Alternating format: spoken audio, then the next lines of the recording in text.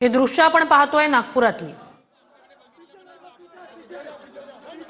रस्त्यावरील खड्ड्यांच्या प्रश्नावरून काँग्रेस आंदोलन करते, हातात फलक घेत। नागपूरच्या रस्त्यावरील खड्ड्यांसंदर्भात परवानगी सुद्धा नाही देतात आहे ते। हो, आम्ही या ठिकाणी बघू शकतो।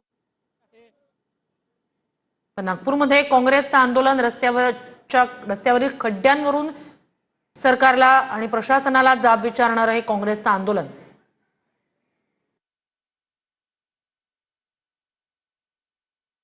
गड्ड्यात रस्ता काही समजत नाहीये एनएमसी अधिकाऱ्यांना, इकडे एनएमसी अधिकाऱ्यांना लक्ष नाही, काही वेळ नाही येऊन रस्ता पाहिजे। तर आम्ही आज इथे भव्य प्रदर्शन आयोजित केलं आहे त्यांच्यासाठी। पोलिसांनी अडवलेला आहे आज सिन्नर। आम्हाला आतमध्ये जायचे, आम्हाला आयुक्त साहेबांना भेटायची परवानगी देत नाहीये, म्हणून आम्हाला आयुक्त साहेबांना भेटायचं आहे। बघू शकतो नागपूर महानगर काय पोलीस आणि या ठिकाणी आंदोलक जे आहेत ते आमने सामने आहे आणि हे आंदोलन या ठिकाणी सुरू आहे। नागपूर महानगरपालिका मुख्यालयाच्या समोर हे आंदोलन होत आहे काँग्रेसचं।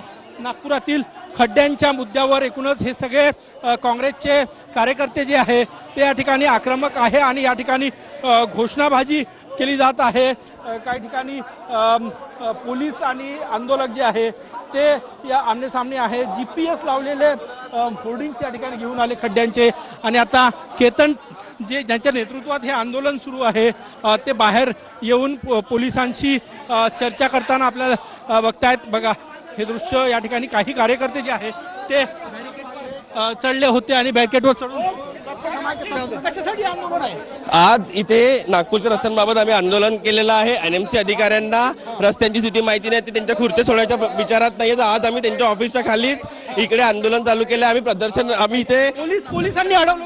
हो, पोलिसांनी अडवले। पोलीस आम्हाला आयुक्त साहेबांना भेटून देत आहे। आयुक्त साहेब इथनं आता गेले तरी त्यांनी आम्हाला बघितलं सुद्धा नाही। इथे आपल्याला कळतं की यांचं किती लक्ष आहे नागपूरच्या रस्त्यांकडे, नागपूरच्या मुद्द्यांकडे। GPS लावलेले खड्डे फोटो घेऊन आले। हो, आम्ही GPS हे बोलतात की आम्ही लोपापती करतो, आम्ही पॅचिंग करतो आहे, पण पूर्ण खोटे दावे